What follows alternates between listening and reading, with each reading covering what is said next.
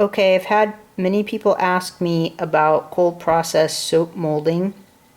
So here we go. These are all the same recipe, but depending on depending on the fragrance oil and colorants, they kind of turned out different. This is my favorite, and see when I stick my finger in it, it barely cracks. This one here turned out the nicest. Doesn't stick. See? Doesn't stick. And this one's a little bit wetter. And it might have had just a tick more water in it, and you know, a couple grams more water even can change the whole recipe. And there's a lot of variables that we can't control, so I might have added just a tick more water, or just not even that much, because if I'm only making a pound of soap, I could be off a little enough to affect the soap. It could be the day, it could be how much humidity, a lot of different things. It's not terrible, it's just not perfect. And this one is another really good one. Although it cracked, it's been sitting out here while I'm doing this video, but it's pretty nice actually, and doesn't stick. Same with that one. Doesn't stick. I just wanted you to see the consistency, and I can't really convey the consistency in words, so I wanted you to see what that looked like. Sorry, there we go.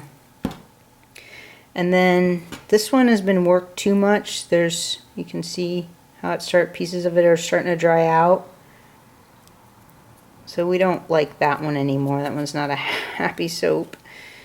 And then these two. Very nice, right? This one, see how it almost has like a little bit of a shine to it.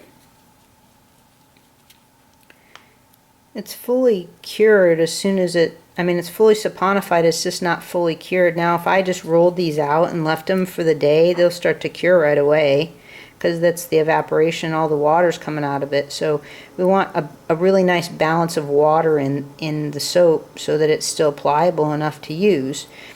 Now this soap is not, you can see how squishy it is. This one is not. This one is just sticky. I don't know if I put too much water. I don't know what I did. I'd have to look at my notes, but it was a miserable mess, and it's not fun.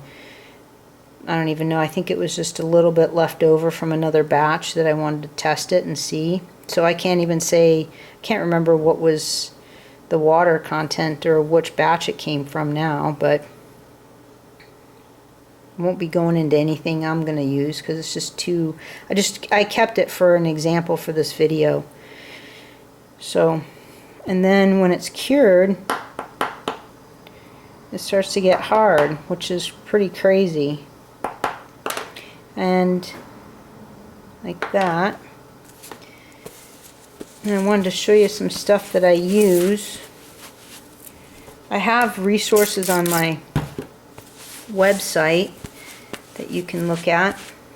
So here's a cutter, one of the flower cutters, and a rolling pin.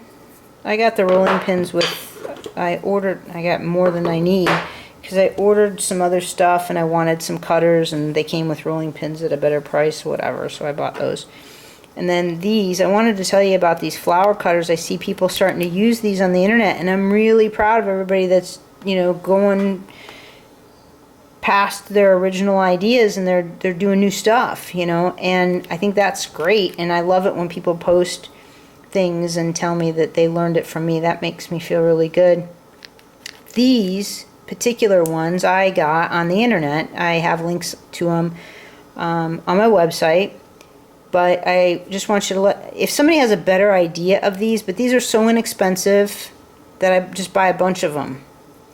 And they have a spring inside, and they have to be cleaned every time you use them. Sometimes at the same time, depending on the color of the soap, you don't want to transfer soap colors to different flowers. So they have to be cleaned, and I use a little toothbrush that I bought for this whole process, and then I use it for this. And that's all fine and well, and well, when I first got them, I thought it would be a good idea to let them soak while I was cleaning up some other things. And it turns out that the spring inside rusts if you do that. And once that rusts, that water drips in there and comes out here, and it drips across that spring, and then it gets rust on stuff. And as soon as they start to rust, I won't use them anymore. So I had to throw them away. You can take them apart and clean them.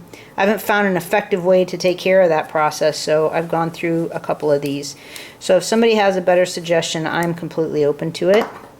And I don't want this video to go on super long, but it would be great if you wanted to subscribe to my channel and ask me questions if you have more questions about the soap molding, or if I could help you in any way. I'd be happy to do that. And hopefully you liked the video, and that's it.